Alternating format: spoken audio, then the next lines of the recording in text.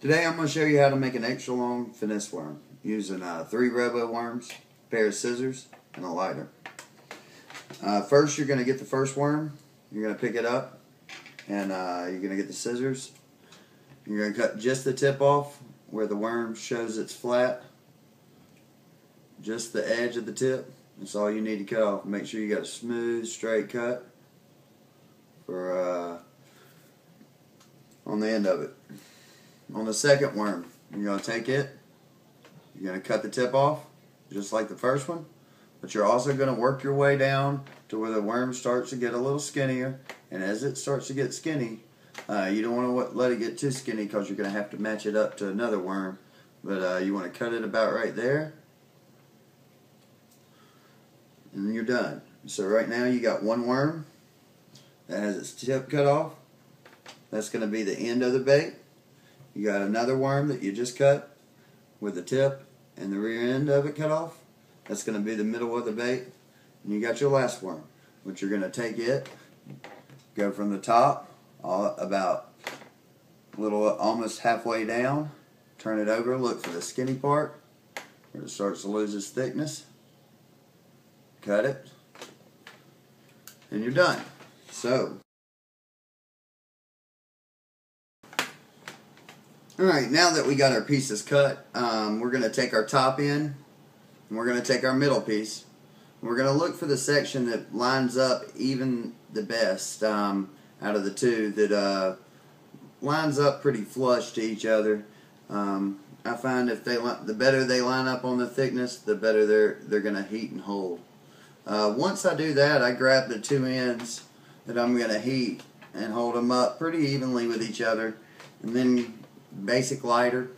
I'm going to sit here and I'm going to watch. I'm going to heat them one at a time kind of and go back and forth. That way I don't kind of just totally melt them right away and have this big puddle of rubber dripping down.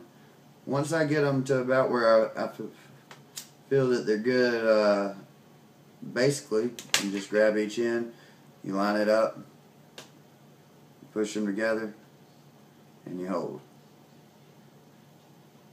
I'll hold it here for about 5 seconds, several seconds, any seconds. That's fine.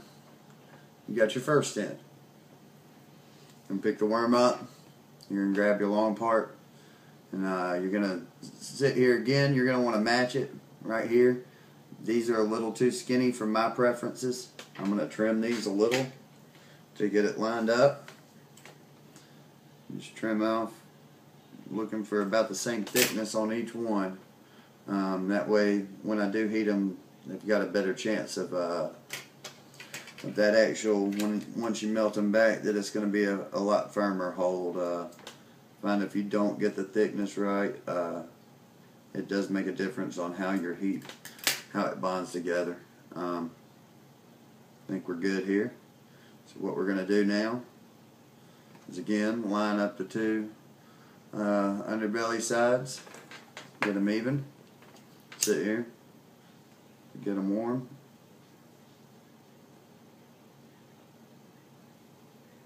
If you see the fire catch, just blow it out and go to the other one. Make sure you got them both nice and good on all the parts that you're going to want to heat together. Do that. Line them up, push them together.